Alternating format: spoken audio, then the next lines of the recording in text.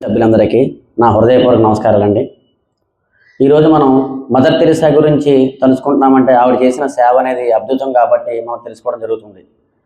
ఆమె ఎక్కడో యుగోస్లేవియా దేశంలో పుట్టి భారతదేశానికి వచ్చి భారతదేశంలో ఉన్నటువంటి పరిస్థితులను చూసి ఆమె అనేక రకాలైనటువంటి యోగులకి, కుష్ఠరోగులకి, అదేవిధంగా ఎయిడ్స్ గ్రస్తులకి అందరికీ కూడా సేవ చేస్తూ ఆమె యొక్క కీర్తి మహోన్నతమైనది.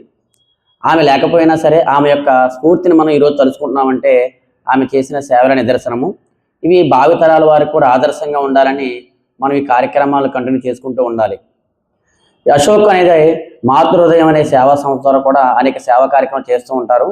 వీరు ఎక్కడైనా సరే చదువుకోని పిల్లలు ఉన్నా సరే, అదేవిధంగా సెలక్షన్కి వెళ్తున్న పిల్లలు ఆర్థికంగా ఇబ్బందులు పడుతున్నా సరే, ఈ అశోక్ అనే వ్యక్తి మాతృహృదయం సేవా సంస్థ ద్వారా వాళ్ళని ప్రోత్సహిస్తూ అనేక ఈ బ్లడ్ బ్యాంకును రక్తదాన శిబిరాలు నిర్వహిస్తూ ఎంతోమంది అభాగ్యులకు ఈ ట్రస్ట్ అనేది తోడుగా ఉంటుంది. అంటే మనం జిమ్లో ఆరోగ్యమే కాదు, మన ఆరోగ్యమే కాదండి, సమాజ శ్రేయస్సు కూడా మనం దృష్టిలో పెట్టుకోవాలి. ఒక పోలీస్ అధికారి నేను చెప్పేది ఏంటంటే, సమాజం మనం సేవా దృక్పథం దగ్గరికి వెళుతున్నట్లయితే కనుక అది మనం సమాజానికి మంచి చేసిన వాళ్ళు అవుతాము. మనం ఒక రోజు ఒక మంచి పని చేయాలి అనే ఉద్దేశంతో మనకి ఒక రోజు తలంపు ఉంటే ఖచ్చితంగా మనం సమాజానికి ఏదో ఒకటి చేయగలుగుతూ ఉంటాము.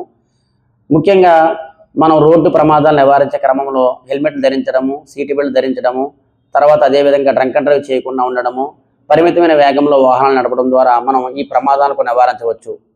నాకు ఈ చక్కటి అవకాశం ఇచ్చినందుకు అశోక్ జిమ్ యాజమాన్యమైనటువంటి అశోక్ గారికి, ఇక్కడ ఉన్నటువంటి అందరికీ కూడా నమస్కారాలు తెలియజేసుకుంటూ ముగిస్తున్నానండి.